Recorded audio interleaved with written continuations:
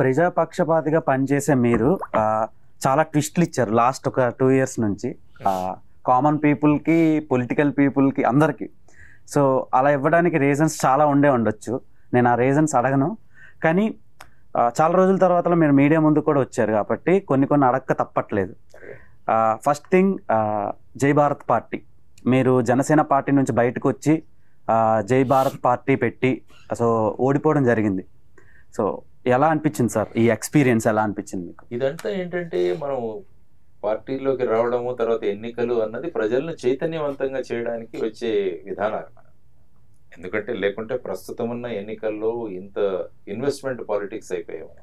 ఇంత డబ్బులు మీరు ఇన్వెస్ట్ చేయాలి, ఆ తర్వాత బిజినెస్ అయిపోయింది ఆటోమేటిక్. అందుకని బిజినెస్ పీపులే వస్తున్నారు మోస్ట్ ఆఫ్ ది పీపుల్ ఈ పాలిటిక్స్. ఎంటర్ప్రీనర్స్, తర్వాత ఈ ఫ్యాక్టరీ పెద్ద పెద్ద యూనిట్స్ పెట్టిన వాళ్ళు, ఈ విధంగా వాళ్ళందరూ దిగుతున్నారు.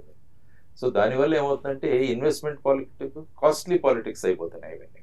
కాబట్టి దీని నుంచి నిజమైన ప్రజాస్వామ్యం తీసుకురావాలంటే ఒక హోప్ ఎక్కడైనా క్రియేట్ చేయాలి.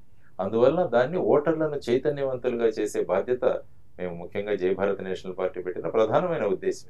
ఎందుకంటే ఒక పార్టీ ఓవర్ నైట్ ఎప్పుడు కూడా అవ్వదు. ఇది ఒక లాంగ్ డ్రాన్ బ్యాటిల్. ప్రజలను చైతన్యవంతం చేయాలి, వాళ్ళ ఓటు హక్కు సక్రమంగా వినియోగించుకోవాలి.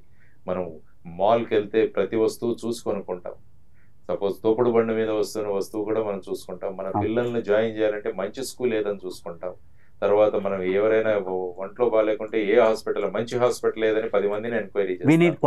క్వాలిటీ అంటే మన చేతిలో ఉన్న ఇంత ఓటు హక్కుని మనం ఎవరిని ఎన్నుకుంటున్నాం అన్నది కూడా చాలా విషయం.